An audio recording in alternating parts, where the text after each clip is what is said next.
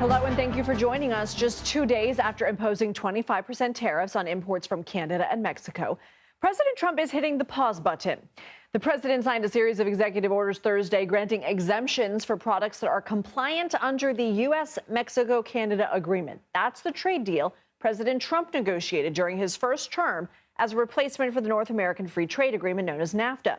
A White House official says about half of the products coming from Mexico and about 38% of products from Canada fall under the USMCA.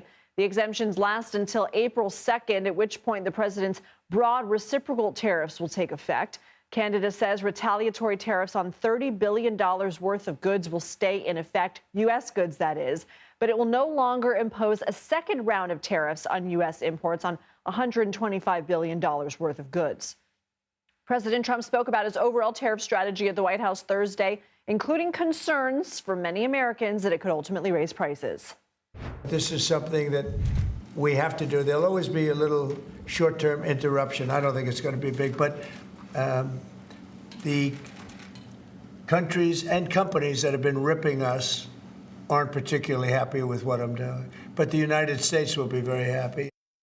CBS News White House reporter Olivia Rinaldi joins us now. So, Olivia, what led to this month-long tariff exemption? And do we know if anything can be done to stave off this April 2nd deadline? Yeah, Lindsay, it's good to be with you. We know that desperate phone call from the big three, this is Stellantis, Ford, and General Motors, the big three automakers, is really what started this conversation about delaying these tariffs. We know that they called Trump Tuesday ahead of his joint address to Congress. He spoke with them again yesterday, and he urged them, or they urged him rather, to really push off these tariffs at least for a month. Let them figure this out. Let them figure out how they can deal with this, because this 25% tariff would be compounding on them. Essentially, a lot of car manufacturing in North America happens in Canada, Mexico, and the U.S. A part might be made in Canada, brought over the border, assembled here, and then sent back over the Canadian border, perhaps the Mexican border. Think of them paying a 25% tariff on that every single time. It would compound. It would certainly raise the price of cars. So this was all spurred as a result of the action from the automakers. But to your question on what can be done to getting these tariffs off, Trump says the only thing that will make him reconsider is action on stopping fentanyl from coming across the border. He says he wants to see more from Canada, more from Mexico, and really preventing the flow of fentanyl across the northern and southern border. He says that's the only thing that will make him change his mind. President Trump is preparing to sign an executive order calling for the dismantling of the Department of Education. We know he can't do that without Congress. So what do we know about the potential timing of this and the impacts?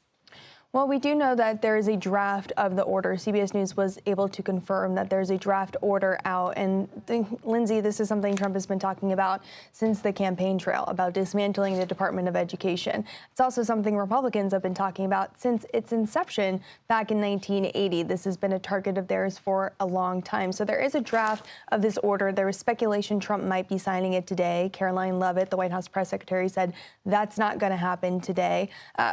But this is pretty typical. An EO gets floated, there's reaction, and then the administration goes back and perhaps changes or alters what's in the executive order, ultimately to sign it anyways. It was a playbook we've seen time and time again, not new to see it today. But as I mentioned, this department was created by an act of Congress back in 1980. It's going to take an act of Congress to get rid of it. And I imagine they will be hard-pressed to find any Democrats who are going to sign on to this with them dismantling this agency. And downsizing federal agencies is a big part of what Elon Musk and the Department of Government Efficiency, or DOGE, are trying to do. Musk met with cabinet secretaries Thursday. What do we know? Yeah, we know that Trump convened members of the cabinet today. It wasn't an all-hands-on-deck meeting, but we do know there were a lot of members of his cabinet there today. And essentially, the conversation was more of a directive for these agencies to be working closely with Elon Musk and DOGE. Our Sarah Cook spoke with a White House official who said that POTUS wanted to make it clear we want to fire the bad apples, keep the good ones, and hire qualified people as well. And Trump was essentially directing them to coordinate and work better with Elon Musk and Doge. After that meeting, Trump wrote on True Social that he wants his agencies to take a scalpel rather than a hatchet to some of these federal firings that we have seen. But of course, we saw Elon Musk at CPAC with a chainsaw, as he has certainly been taking major cuts to a lot of federal organizations. So Trump saying this will be done essentially by the department heads. It is their ultimate decision of who to cut. But if they don't cut, he said, Lindsay, that Elon Musk will do the cutting. I think a lot of people who were cut, though, would argue they were not bad apples. Olivia, Rinaldi, thank you. Markets plunged after President Trump announced he would delay tariffs on some Mexican and Canadian imports. The Dow fell triple digits after the president made the announcement Thursday afternoon on Truth Social, which at the time only mentioned Mexico. Investors appear uncertain over the direction of President Trump's tariff policies. Let's bring in CBS News Money Watch correspondent Kelly O'Grady. So, Kelly, for people who are worried about prices, what are the takeaways from the president's announcement?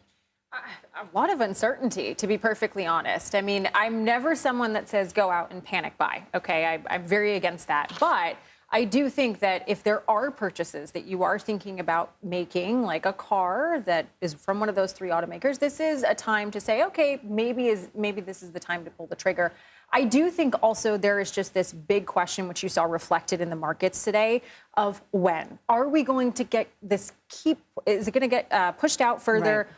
Is it going to go on other countries? When? How much? There's just so much uncertainty that I do feel like there's a lot of whiplash, whether you're an investor or you're a consumer right now. And it's not a complete pause on all tariffs, right? I mean, it's only the products that are covered under the USMCA. And President Trump said part of the reason he's doing that is out of accommodation, out of respect for Mexico's president. But does he have a legal obligation to follow through with what was signed in the USMCA? He does. And if you remember, USMCA is a replacement for NAFTA, the North American Free Trade Agreement. And Olivia was mentioning that this is all about fentanyl. You know, that is the message from the White House. But I can tell you, the folks that I'm talking to, the second I saw him bring up Mexico and Canada, we were all saying this is about ultimately renegotiating the USMCA in the future. Now, that comes up for review in 2026. And a lot of the economists are saying we're going to see kind of this whiplash with Mexico and Canada until that time when he would want to review it and renegotiate. Or is this part of the negotiation to get those parties to the table before 2026? Potentially. So part of the tariff strategy is also to bring more manufacturing jobs to the U.S. In an interview Thursday, Commerce Secretary Lutnick said investing in robotics will help with that. Let's watch. If you look at Foxconn, who makes iPhones, right, they have 2.5 million people who work for them in China. How can we compete with that labor?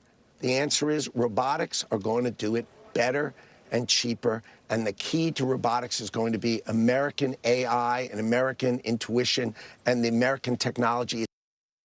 Is the technology there to pull that off? And what would that mean for American manufacturing jobs? It's not. In fact, my jaw was open when I was watching this on CNBC earlier. Secretary Lutnick is right. Ultimately, we will get to the point where automation and AI is able to make this iPhone. But he was saying, well, look, Apple has decided to come and do a lot of their manufacturing here. We are just not at that point. And something interesting, it would get rid of a lot of those manufacturing jobs. Now, sure, it's going to create jobs for people with that special skill set in order to develop all of that technology, but you're going to get rid of a lot of jobs of sort of the manual labor. And so that, when I heard those comments, it was a big question mark for me because President Trump is really focused on rebuilding our manufacturing sector. A report out today found that U.S. employers laid off 172,000 people last month. That's actually the highest since July 2020 during the pandemic. What's behind this? So Doge, those layoffs accounted for a third of the percentage. And by the way, spike versus January of 245%. So this was a really big number we weren't expecting. Also, the retail sector, as well as the technology sector, there's a lot of concerns about economic conditions. We had some bankruptcies. So that's what's driving that number. Okay, Kelly O'Grady, thank you.